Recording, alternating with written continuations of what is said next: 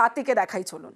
CC camera footage, মিষ্টির কারখানায় হাতির হানা, এবং সেই হাতির হানায় রীতিমতো মিষ্টি খেলো হাতি, আর সাচার ভেঙে রসগোল্লা খেলো হাতি।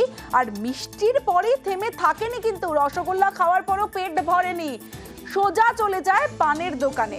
আর সেখানেও পানের দোকানে গিয়ে পান সুপারি খেয়ে পেট ভরলে জঙ্গলে ফেরত যায় হাতি। যে ছবি আপনারা দেখলেন জলদাপাড়া জঙ্গলের লাগোয়া মাদারিহাটের ছবি।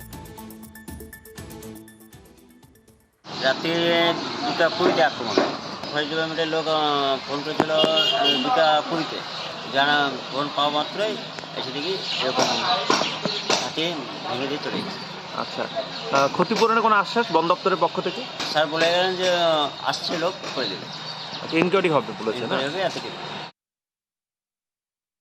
রাত 2টার দিকে ফরেস্টের বাউন্ডারি ওয়াল ভেঙে এখানে এসে আমাদের এই ওয়াল ভেঙে ভিতরে মিষ্টি ছিল, আমাদের স্টোর রুম এটাই ভেঙে সব খেয়েছে, নষ্ট করেছে।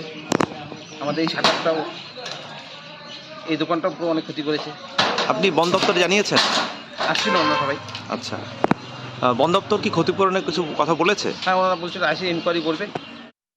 খবর